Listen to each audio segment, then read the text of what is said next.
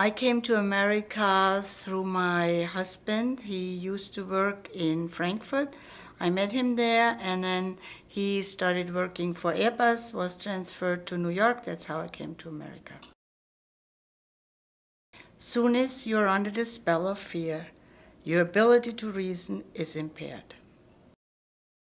When Hitler came to power, I was not born, but my father was there and my grandfather was there, and I was my whole life lived with it, but not open. It was not something you talked about. It was something you wanted to forget. My grandfather was a soldier in the First World War. My father was a soldier in the Second World War. He lost a leg in Russia when he was almost 20. And my uncle was a prisoner of war in France in the Second World War. He was very young. He was about, I think, 18 when he had to join the army. So in Germany, when I was born, and in the 50s, nobody wanted to remember this. They just went and started living. That's what they wanted to do. They didn't want to discuss this anymore. My grandfather told me how it was under Hitler and my grandmother. And I can tell you two things that I still remember very much. We had a business. My grandfather did not want to join the Nazi party, and we were in a small town. If he would have been Nuremberg, Berlin, it would have been different. My grandmother was born in 1900, and she came from a bourgeois family. And in Germany, we have a big class system. And the people that were then like Gauleiters that came in through Hitler, there was one in Weissenburg that was not of the same class as my grandmother.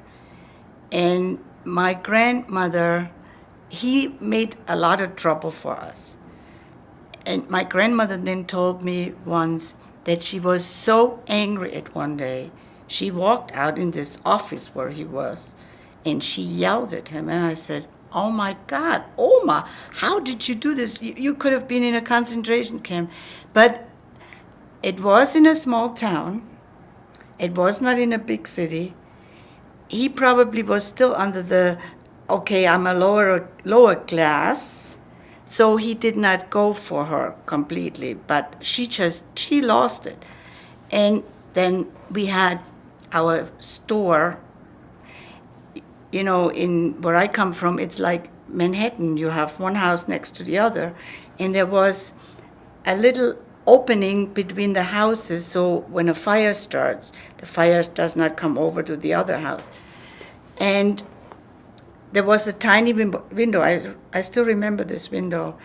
And when they talked during Hitler, they had to close the window because the guy in the other house was a total Nazi. And they talked about all this, you know, once in a while. You heard. Was he an informer? That I don't know, but you were afraid. You were just afraid. Why were you afraid? You were afraid that you end up in the concentration camp. That my mother told me, because I asked her once, I said, didn't you hear about all this stuff going on, you know, in Auschwitz? No, but we knew there was a concentration camp in Dachau. I come from Bavaria, and Dachau, I think, was one of the early ones where they put the people in, but they didn't burn them. You know, the parallels I see today in the world is what I said in the beginning. All dictatorships work with fear and promises. And nothing really has changed much. In the Middle East, the people, I would say some of them, not all of them, you know, they are very educated or advanced people, but some of them, probably also out of poverty and other reasons, they join a religious movement, and then, like Nazism was also a sort of a religion, like all philosophies are, or, you know, whatever, like we have today. Environmentalism is a religion. And that's why I think you have a very very similar situation in the Middle East as you had in Germany. The traits tyrants have is they have a charisma, and that is now my opinion. Most of them are very insecure. They have really problems, psychological problems. And then they have power, and they use the power with their charisma to get the people on their side. Soon as they have them, first they say, okay. That's a good point. To get the people on their side.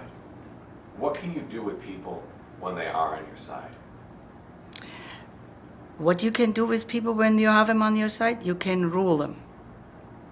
You can do anything you want with them.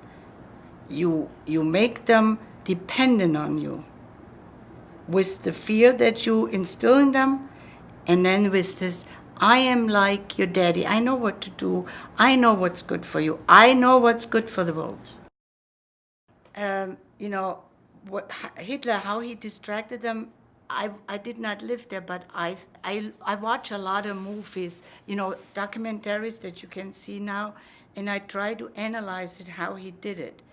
And then I talked to some people. I talked recently to a friend of my father. He's now 91 years old, and he was in Russia, and he was in a prison camp in Russia. He almost died. But he said to me that they believed in Hitler. My father believed in Hitler. My grandfather had big fights with him, but he was a 15, 16-year-old kid. It's easy. The penalty for false beliefs, you lose yourself. You lose your identity, and you lose your freedom. What does freedom mean to you?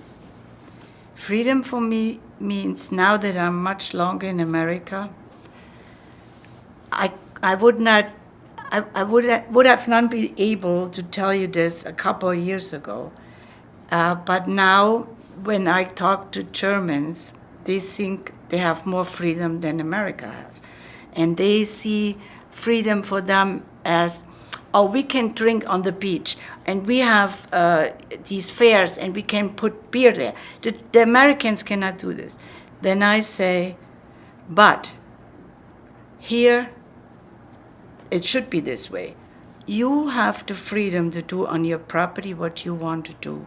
And that's more freedom for me, that's more important for me than being able to drink on the beach. The greatest threat to American freedom, I would think, is the educational standards is very low. You make children into believers. You don't make them into thinkers. I think it is always better to act than to be apathetic. You have to act. You know what I think? The duty of a citizen is not to vote only when you have the right to vote. The duty of a citizen is to check always. Their politicians put always fire under their foot soles and never let them do anything, because if we allow it, we are guilty. You know what goes on in the Middle East in a moment? These atrocities. Obama tries to, he's afraid to react, okay? He wants to be loved. And I think if he waits a little longer, it will explode down there.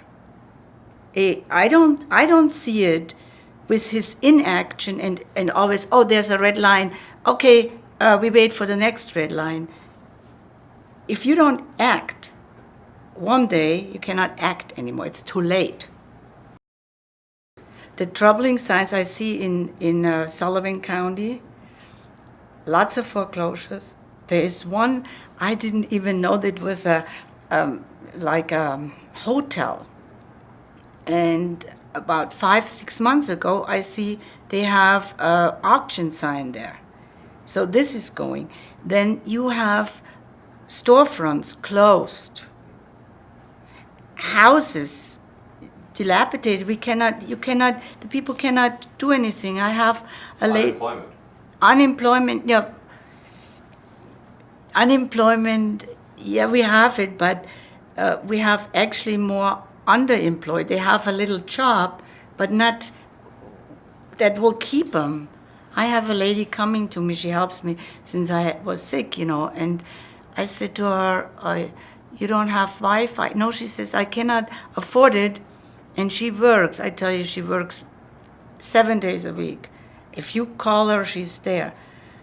I said, but it costs, if you have this and this and this, it costs you $99 all in your TV. She said, no, I can't afford this. America is now on the way to become a little bit like Europe, a little bit like too socialistic, too, I call it a modern form of slavery. When you give people for not working, you make them dependent, and that I see as a modern day slavery. Even they call it welfare checks. What I would do in the Middle East, it's very difficult, but I think